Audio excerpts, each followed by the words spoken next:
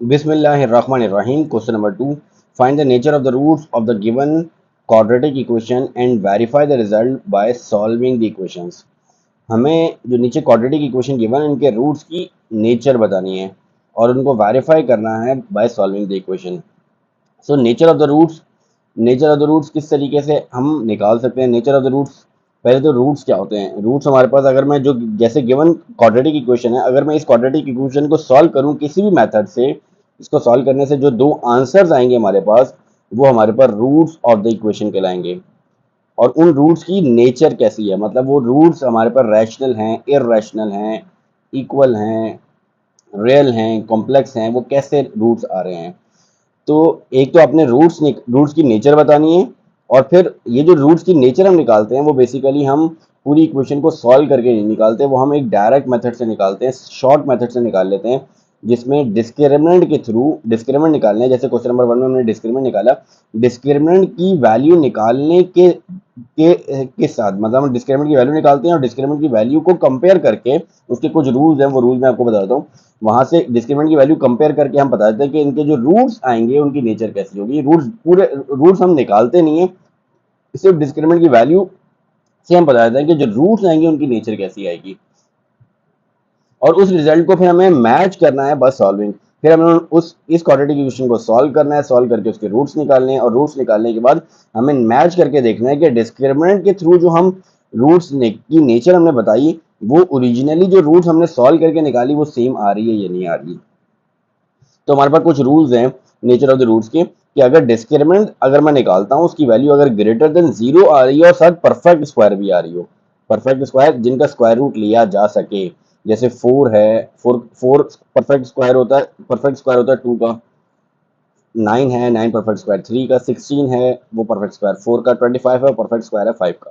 तो अगर डिस्क्रिमिनेंट की वैल्यू एक तो ग्रेटर देन 0 भी आ रही है और वो परफेक्ट स्क्वायर भी हो, तो नेचर ऑफ द रूट्स क्या होगी. रूट्स आपके पास रियल होंगे. रियल आगे फर्दर डिवाइड होता है रैशनल और इरेशनल में. तो यहाँ पे रियल की सिर्फ रैशनल टाइप आ रही होगी, यानी जो रूट्स होंगे वो रैशनल होंगे और अनइक्वल होंगे.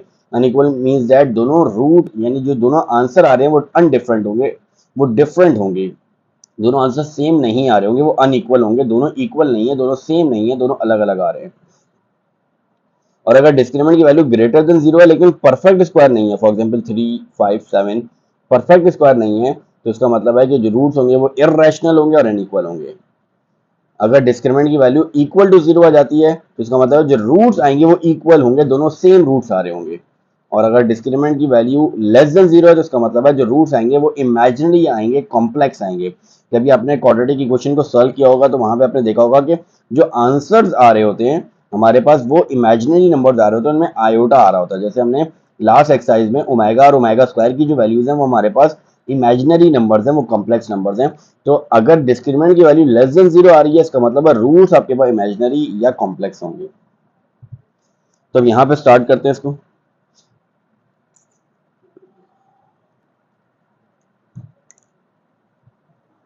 सबसे पहले फर्स्ट क्वाड्रेटिक इक्वेशन है हमारे पास एक्स स्क्वायर माइनस 25x+12. अब यहाँ पे अगर मैं देखूं तो a की वैल्यू हमारे पास coefficient of x square that is 1, b coefficient of x that is -25 and constant is c. Constant यहाँ पे मेरे पास c आ रहा है, c constant c that is 12. अब सबसे पहले मैं डिस्क्रिमिनेंट निकाल लेता हूँ. तो यहाँ पे डिस्क्रिमिनेंट का formula d is equal to b square minus 4ac. So discriminant is equal to b square, b is -23 का square -4a into c. So discriminant की वैल्यू आ जाएगी -23 का square. So 23 square is 529 minus 12 multiply by 4 48. So discriminant की value आ जाएगी 529 minus 48, तो ये आ रहा 481.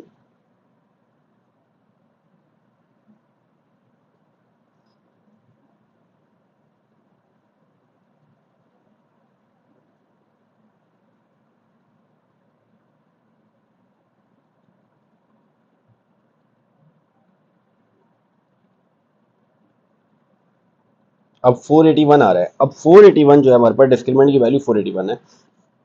अब ये डिस्क्रिमिनेंट की वैल्यू जो आ रही है हमारे पास, ये एक तो ग्रेटर देन 0 है, अब ग्रेटर देन जीरो है, दूसरा ये परफेक्ट स्क्वायर नहीं है, not a perfect square.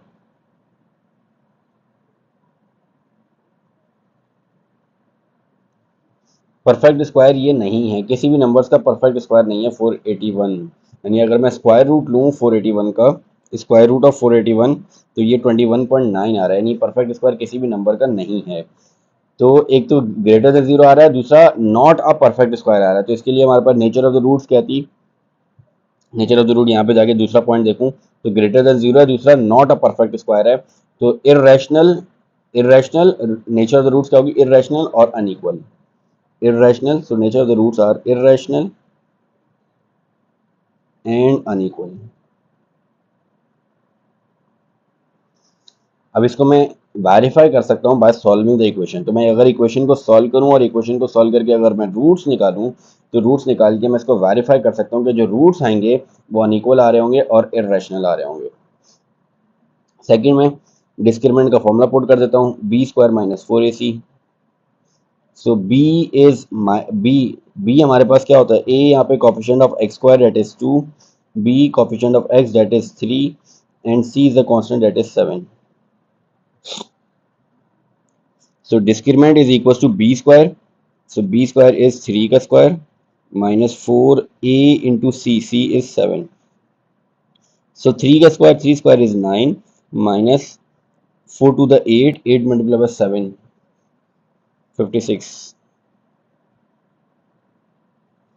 So 9 minus 56 is minus 47। So discriminant की वैल्यू लेस देन जीरो आ रही है, इसका मतलब है roots are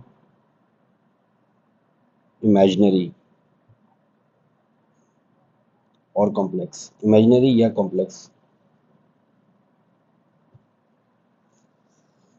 next C part, given quadratic equation में coefficient of x square is 16, that is A is 16, B is minus 24 and C is 9।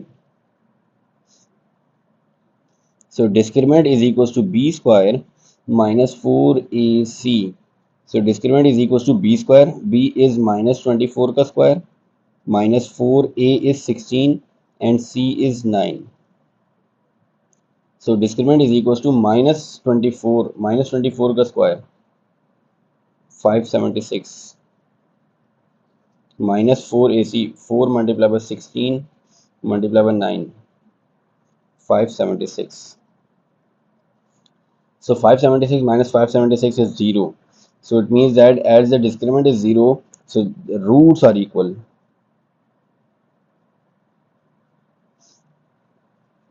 Next fourth part.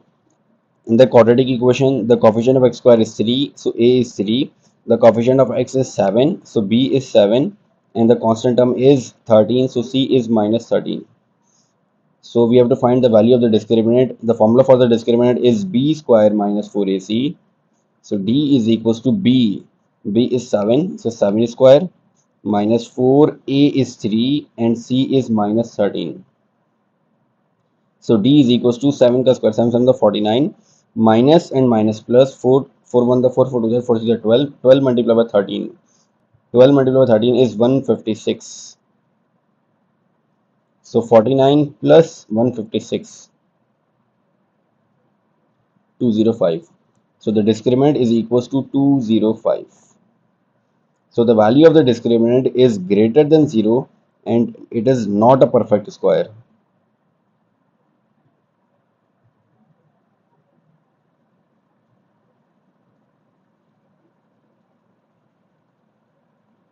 So it means that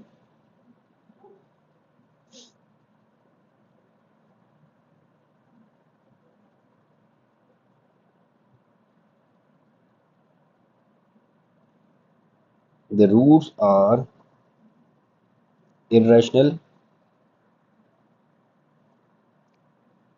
and unequal।